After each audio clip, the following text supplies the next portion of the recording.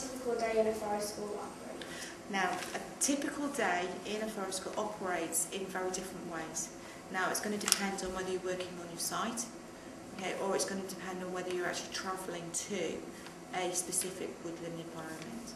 Now, one of the things that I would stress as well, and you guys are working with either early years or you're working in education, is that how child-led your environment needs to be, and therefore what resources do you need available.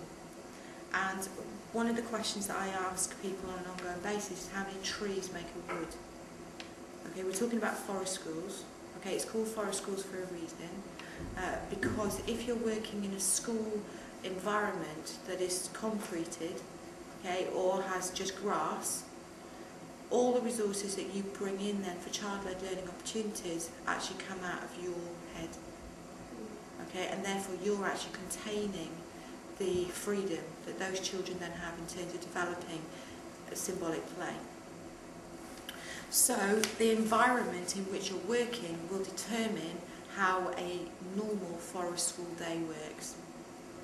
If you're going off into a beautiful woodland, okay, your children will be prepared, okay, they will all have their wellies, they'll have their boots, they'll have their rubber trousers, they'll have their beautiful red suits on, okay, they'll have their saw in hand, or their packed lunch, and they will ideally, they'll walk to their local woodland, because it's also about developing sustainability. So we want children to create a sense of place for where they work and where they live. So you'll go along to your forest school, you'll turn up. Different people will deliver and set out their forest schools in very different ways. Okay, at the end of the day, it's about developing boundaries of social behaviour, but also physical boundaries as well. That there are rules and regulations in this life that we have to. And that's what we're saying about what's a forest school, or what's the philosophy behind it.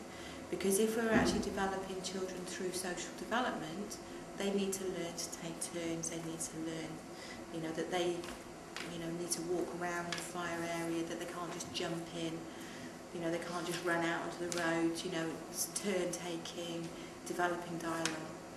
So there tends to be routines for the children, and especially if you're working with those with special needs as well, is that, you know, children with autism or those with behaviour and emotional difficulties, is that you'll ensure that there's a set routine. The tools, if you're using tools or equipment, will be put in a specific space, so everybody knows where they are. And your personal belongings will then get put in a certain place as well. Now, for some people, it might be that they've got pegs, you know, literally got pegs which are hanging out, but children can actually hang their, you know, their resources on. For other forest schools, it might be that they've actually just put them on a tarpaulin, or put them on the floor, or put them on a bench. Some forest schools will have permanent shelters, which they go to, or semi-permanent shelters, and some people will have temporary ones. And if you've got a temporary one, when you arrive, you'll either have popped up the temporary shelter before they arrive, or you'll do it there and then when they're there. Now, it may be that you give your children then a drink, okay, so a drink or something to eat. So ensuring that they've got their basic needs met. So Maslow's hierarchy of needs, most of you will have heard of that. Making sure that physiologically that they're warm, they're fed, they're watered, that they are feeling safe, comfortable, so moving up the hierarchy, making sure that they're feeling safe, comfortable, they're feeling valued, they're feeling part of the team. Now, at my forest schools, what I would do then is actually recount on what had actually happened the week before. Because forest schools is a progressive process, it's not a series of activities that are delivered to the children. The learning is active, so they're part of that, and they're part of the reflective process. And each child is given the opportunity, based on their cognitive, emotional and physical skills, to reflect and review on their process. So looking back over what's happened before.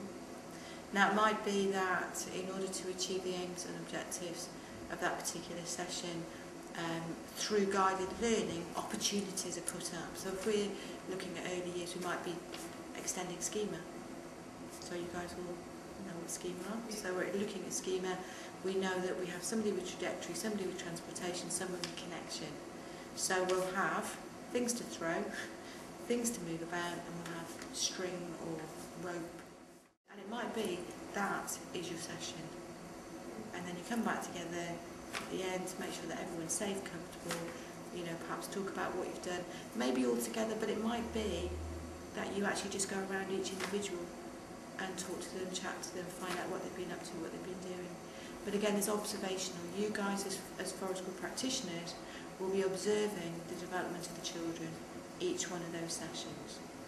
Okay, because if you don't know what they've been doing, then you can't plan for what's going to happen next time. Okay. Now, if you're working with a younger in a foundation stage, then that can be a typical session. If you're working within a curriculum, okay, where maybe you're not, you know, with older children, maybe Key Stage 1, Key Stage 2, Key Stage 3, Key Stage 4, then your aims and objectives might be slightly different, and therefore what you have available will be slightly different. So we do use tools, and it doesn't matter how old the children are, we will use tools, depending on what they are. You know, a pair of scissors is a tool. You know, it might be that we use a potato peeler. You know, it might be that we use hammers, we use nails, we use rope, we use string, we use bow saws, we use bill hooks, we use throws, we use augers, we use fire lighting equipment, toolboxes, shelters, all of those different tools to produce something. So depending on what our outcomes are, then we will design the session around that to allow our children to develop socially and emotionally and physically and intellectually in order to be able to achieve that. But there will be some kind of reflective practice going on as well, for the children as well, for the grown-ups.